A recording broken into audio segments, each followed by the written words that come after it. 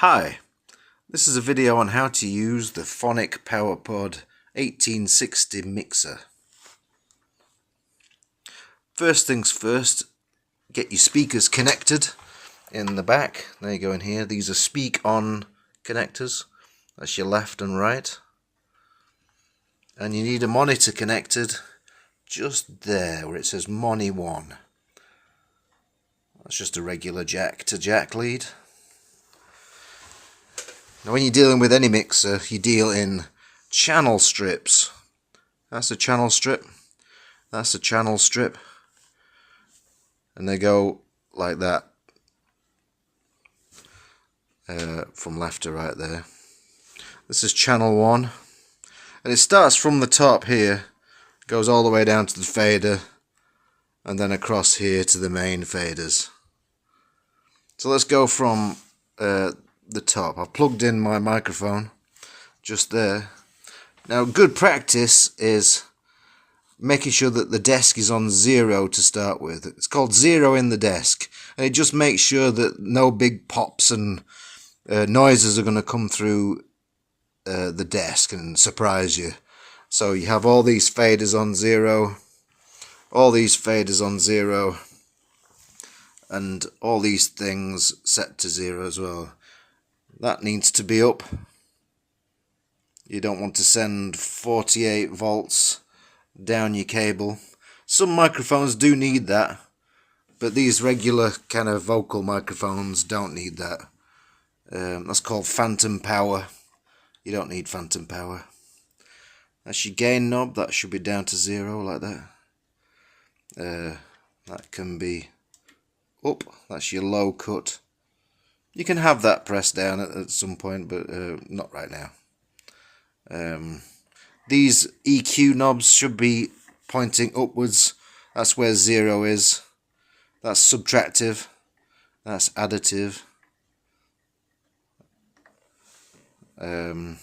These are your monitor knobs. They should be down to 0. That's effects are down to 0.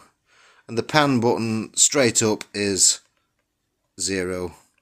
So that'll be left pan and that'll be right pan. That sends the signal either to the left speakers or to the right speakers. And you've no PFL, that should be off. You shouldn't have these on.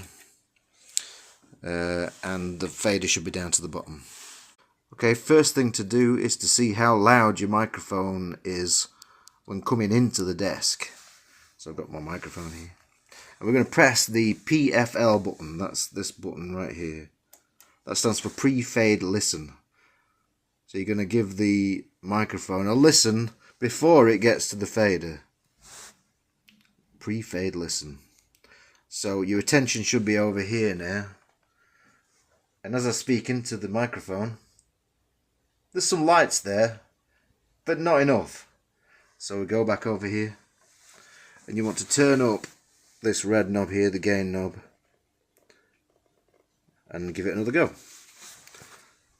So back over here, you can see that it's going into the red. You don't particularly want that. You want it more in the yellow, I guess. So back over here, turn this down a little bit. I'm just guessing.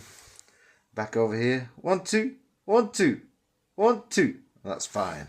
So that's your gain set. And you can turn this PFL button off. And as you make your way down, you don't particularly want to touch your EQ unless there's a problem, really. If it sounds too bassy or too trebly or whatever, you can adjust the sound here. But generally microphones are okay. If there's a really low rumble, that's what that is for, low cut. But really most of the time, you don't particularly want that on. You can leave that where it is. Next up, you want to send a bit of signal to your monitor. So you'll turn that up there. But there's a few different knobs that really you should be using for your monitor. There's this one here. And there's this one here, Moni 1. Turn that up. And then there's a fader here. Moni 1 fader.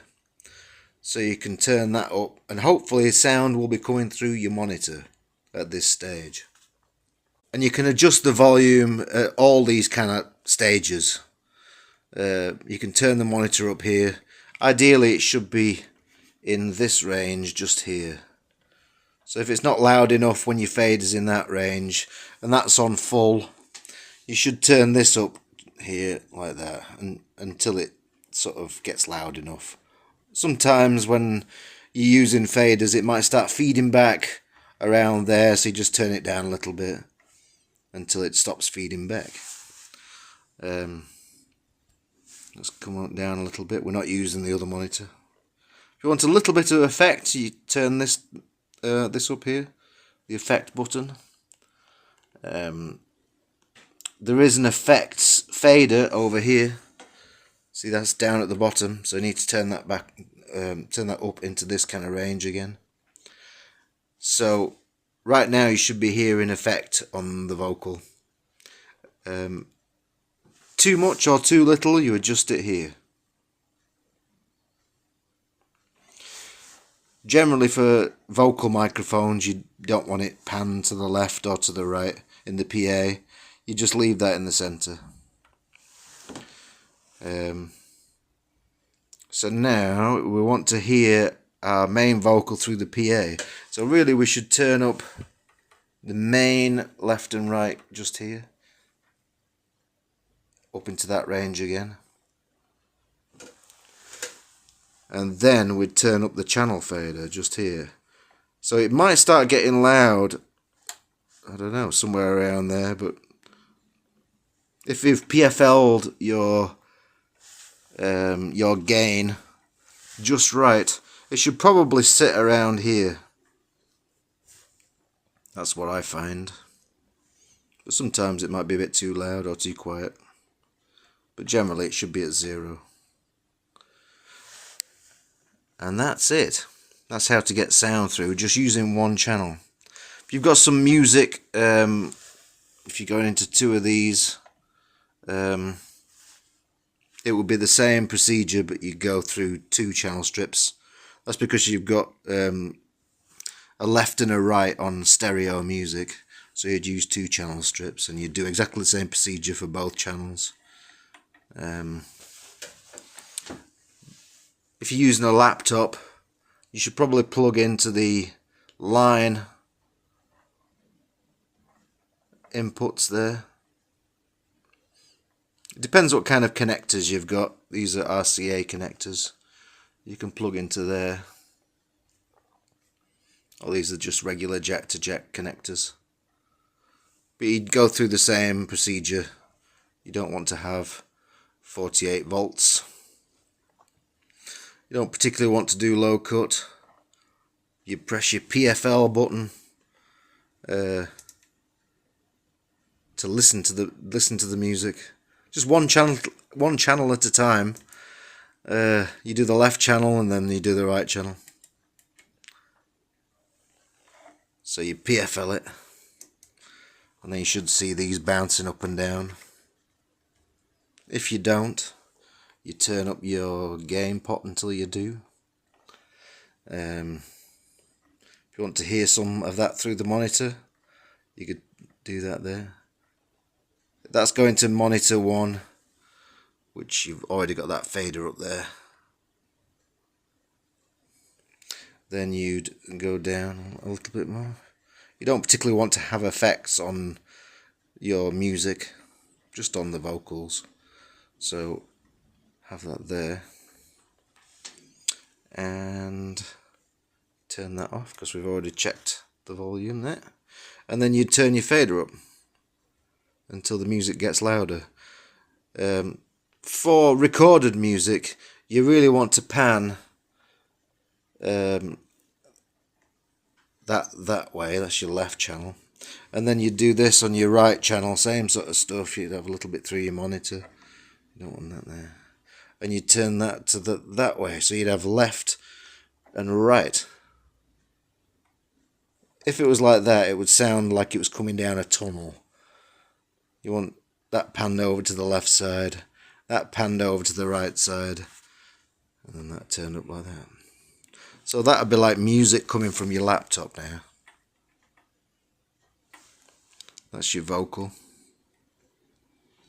That's music from the laptop. I do like to separate these things out when I'm doing anything like this. So notice none of these are used. But there's a big gap between laptop music and vocal mic, just there. Just to make it visual. You don't need to do that. They could be next to each other like there, but I prefer to have it more spread out like that. Different effects are over here. So at the moment we've got our effect on the vocal there. That's in this section here, where you can choose the program here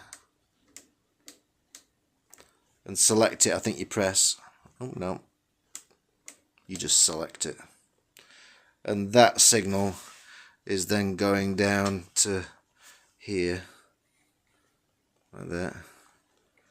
And then this effect button here is basically like a mix knob. You can add in some effects or take away some effects. That'll be 0 effects. That'll be like maximum effect. There you go. But that's how to change effects. Just sort of scroll through them, see if you can find something that you like. This section, this is the EQ section, and it's off at the minute.